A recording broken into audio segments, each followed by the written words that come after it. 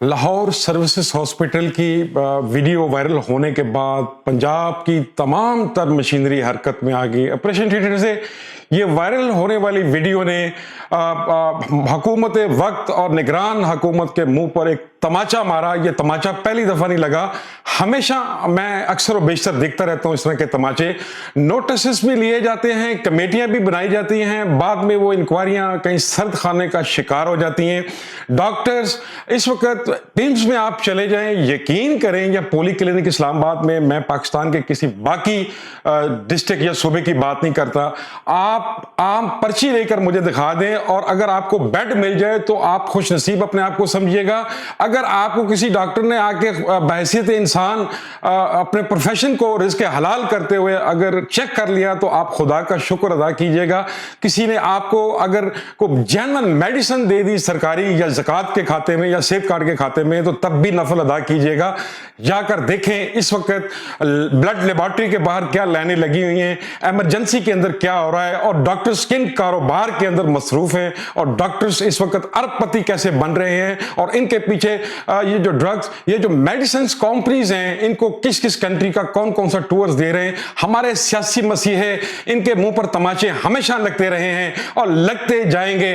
कभी भी आज तक जितने भी हमारे सियासतदान या सियासी मसीहे हैं, आज तक हमारे किसी पाकिस्तान के हॉस्पिटल में नहीं गए। अगर वो गए भी हैं तो उस वक्त गए जब पुलिस ने उनको अरेस्ट किया या किसी और कानून नाफिज करने वाले अदारे ने अरेस्ट किया, तो जनाब मासूफ को फौरन सरकारी हॉस्पिटल याद आ जाता है, क्योंकि जाहिर है बंद कमरे में या सलाखों में खौफ आता है इन लोगों को, अपनी जान बड़ी अजीज है। मेरा एक दोस्त है, शाम को हमारी एक बैठक होती है F7 में, वो आके मुझसे जिक्र करता है कि जी फलां आदमी है, उसका बहुत बड़ा बिजनेस है और वो देखिए कहां से कहां पहुंच गया, वो पैदल था, उसके पास इतने इतने बड़े उसके बेंगलोर हैं कि उनके अंदर घोड़े भी दौड़ाए जाएं, एकड़ों में तो वो घोड़े थक जाते हैं। तो मैंने आगे से क्वेश्चन किया, क्या उसके पास कितने बेंगलोर हैं? तो उसने मुझे कहा जी 4। मैंने कहा 4 में से किसी एक में सोता होगा? जी कहते जी बिल्कुल इसी तरह ही है।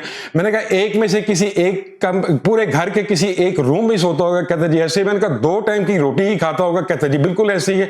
मैंने कहा फिर उन घोड़े दौड़ानों का, उन एकड़ों का, उन महलों का क्या फायदा कि जिसका रोजे मैशर आपको हिसाब देना।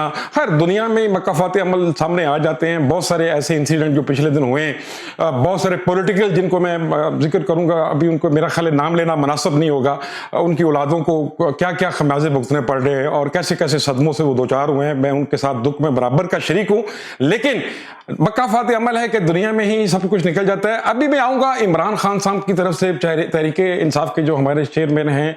मेरा एक पशीन गोई नहीं, यहाँ पे मैं खबर ब्रेक कर रहा हूँ कि इमरान खान साहब को ताहयात नाअहल कर दिया जाएगा। ये इंटरम सेटअप से पहले या इलेक्शन, तो इंटरम सेटअप जाहिर है एक लिंगर ऑन चलेगा। उसके बाद मेरा एक और भी खबर पे ब्रेक करता चलो, ये जो पीडीएम के टांगे में बैठी सवारियां हैं, इनमें से कुछ सवारियों की तलाशी की तैयारी कर ली गई है। एक बंद कमरे में मीटिंग हुई है, उस मीटिंग में डिसाइड पा गया है कि इस टांगे से उतार के किस किस सवारी की जामिया तलाशी लेनी है और किस अंदाज में लेनी है और किस ने लेनी है। रही बात इंटरम सेटअप की, कौन बनेगा वजीर आजम, नित नए रोज हर घंटे बाद। अगर मुझसे तो अक्सर दोस्त जिक्र करते हैं जी क्या आप तजिया क्या देते हैं, मैं कहता हूं जी मुझसे तो कबल इस वक्त बोला नहीं जाता। मैं तो आगे से एक मिसाल देता हूं कि अगर आपको रात को, आधी रात को फोन करके कहे कि पार्लियामेंट के सामने किसी हाथी ने अंडा दे दिया है, तो आप लोगों ने डिबेट नहीं करनी, आप लोगों ने आगे क्वेश्चन उनसे ये करना है। अगला क्वेश्चन आपका ये होना चाहिए कि एक अंडा है ये एक से जायद। खैर मैं तो वो बात करता हूं जो रियलिटी पर मबनी है। माजी में ये जो मौजूदा गवर्नमेंट चल रही है, मरियम औरंगजेब साहबा, मैं आपकी बड़ी तहे दिल से इज्जत करता हूं, अब तो आपकी हुकूमत जा रही है, और वजीर आजम शहबाज शरीफ साहब आप भी मेरे लिए बहुत काबिल एहतराम है और हमेशा से थे। लेकिन मैंने एक अफसर की निशानदेही की, मुझे उसकी पादाश में मेरे मीडिया हाउसेस के इश्तिहारात बंद किए गए, मेरे मीडिया हाउसेस के एम्प्लॉइज बेरोजगार किए गए, जिसका खुमियाजा मैं अभी तक भुगत रहा हूं। तो इमरान खान साहब, आपने एक वीडियो के जरिए बयान दिया है, मुझे आपके साथ हमदर्दी है। क्या आपको लोगों ने डी ट्रैक नहीं किया? क्या आप लोगों के हाथों कठपुतली नहीं बने? क्या वो लोग डब्बू मब्बू आपको अब वो क्लियरली डब्बे में नजर आ रहे हैं? किन किन डब्बों पे वो लॉन्चर थे, कहां से थे? क्या आप अभी हमें कह रहे हैं, मुझे कह रहे हैं कि वो सहाफी कहां है जिनका ज़मीर जिंदा नहीं? आप मेरी स्क्रीन पे देखेंगे, ये इमरान खान की, मेरा एडिटर आपको दिखा रहा होगा। कप्तान, आपने तो कह दिया कि मेरा ज़मीर जिंदा है कि नहीं। वो सहाफी को अजीम आपने शहीद अपना सहाफी अरशद शरीफ का जिक्र किया, बहुत काबिल एहतराम है हमारे लिए। अल्लाह करे अल्लाह उनके फैमिली को सब्र जमील अता फरमाए। फिर आपने बाकी बड़े बड़े सहाफी जो बकौल आपके वो बड़े हैं, वो मुल्क छोड़कर भाग गए, अपने मौक़िफ़ पे डटे रहे। मैं आपकी बात से एग्री करता हूं, लेकिन आपने इमरान रियाज की बात की और हथकड़ियों में उसको दिखाया गया। जी मान लेते हैं जी, वो भी जाहिर है सहाफी तो वो होता है जो न्यूट्रल रह के बात करे। अब मैं उठ के नारा लगाऊं पाकिस्तान मुस्लिम लीग जिंदाबाद, पीपल्स पार्टी जिंदाबाद, जरदारी जिंदाबाद, या पाक फौज जिंदाबाद, या फलां जिंदाबाद, तो फिर मैं सहाफी नहीं हूं, फिर मैं एक पार्टी का कारकुन हूं, मैं एक पार्टी का स्पीकर हूं, एक पार्टी का मैं तजिया निगार हूं, मैं मादरत के साथ जर्नलिस्ट नहीं हूं। हाँ कप्तान साहब, हमारा ज़मीर जिंदा है, हम आपके हक में बोले, मैं अभी भी आपके हक में बोलता हूं। आप बहुत अच्छे इंसान हैं, आपको किसी चीज की जरूरत नहीं थी।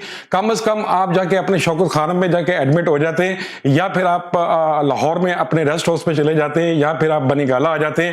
लेकिन मैं उन सियासतदानों के ऊपर मैं बड़ा ही अफसोस होता है मुझे, और उन ब्यूरोक्रेट्स के ऊपर जो अभी भी गवर्नमेंट जाने वाली है। बहुत सारे ऐसे ब्यूरोक्रेट्स और सियासतदान जो है, उन्होंने अपना माल जो है रातों रात गायब करके अमेरिका, यूरोप, लंदन, ये वो जजीरे खरीद लिए। सब मनी लॉन्ड्रिंग शुरू होती है लैंड माफिया से, लैंड लॉन्ड्रिंग से, ये हाउसिंग सोसाइटियों से। इस्लामाबाद के खास पे अपना जो है चेयरमैन ने अपना और इसके अलावा बाकी इंतजामिया ने सोसाइटीज पे पाबंदियां तो लगा दी, लेकिन चेयरमैन पैमरा साहब, मैं आपसे पूछता हूं कि ये टीवीओ पर गुज्जर खान के मुख्तलिफ प्रोजेक्ट्स के इश्तिहार क्यों चल रहे हैं, जबकि उनके पास तो एनओसीज और एलओपीज ही नहीं है।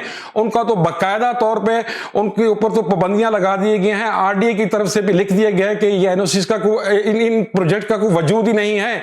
फिर ये इश्तिहारात क्यों चल रहे हैं, क्यों गुमराह कर रहे हैं मेरे कारोबारी को, क्यों गुमराह कर रहे हैं मुझे, क्यों गुमराह कर रहे हैं मेरे ओवरसीज पाकिस्तानी को? खुदा का खौफ करें, इनके ऊपर भी कानून बनाएं और इन लुटेरों को पकड़ें। यकीन करें, आप पाकिस्तान का कर्जा उतारने की बात करते हैं जी, हमारे मुल्क पे अल्लाह का बड़ा रहम है, IMF ने हमें अपना कर्जा दे दिया। नाउजुबिल्लाह, मेरे अल्लाह और अल्लाह के रसूल का उनके कहने के मुताबिक, जैसे कि कुरान पाक में लिखा हुआ है कि जो शख्स सूद में काम करेगा या सूद का लेन देन करेगा, अल्लाह और अल्लाह के नबी का खुला ऐलान जंग है। तो जहां पे शुरुआत ही सूद पे होती हो, IMF से होती हो, तो वहां पे अल्लाह हमसे कितना नाराज होगा। मेरा ख्याल है इसमें मुल्ला से लेके बाकी आम आदमी को भी पता है कि अल्लाह हमसे कितना खुश है, अल्लाह हमसे नाराज है। हमें अल्लाह को राजी करना चाहिए। ना सिर्फ इन लैंड माफिया और इनके पीछे जो बड़ी बड़ी कठपुतलियां हैं, जिनके 5-5 एकड़ों में बंगलोर हैं, इनकी जमीनें जब्त करें। आप कुछ ना करें, आप सरकारी जमीनें ब्यूरोक्रेट्स के इतने बड़े घरों को बेचें और रेडियो पाकिस्तान को ले लें, आप रेलवे की जमीनों को ले लें। खुदा की कसम, ये 2 डिपार्टमेंट की आप जमीनें सेल कर दें, आप प्राइवेटाइज करके इनको पार्टनरशिप पे किसी को दे दें, तो पूरे मुल्क का कर्जा उतरता है। लेकिन कोई उतारना ही नहीं चाहता। आखिर क्यों? मुझे इजाजत दीजिएगा।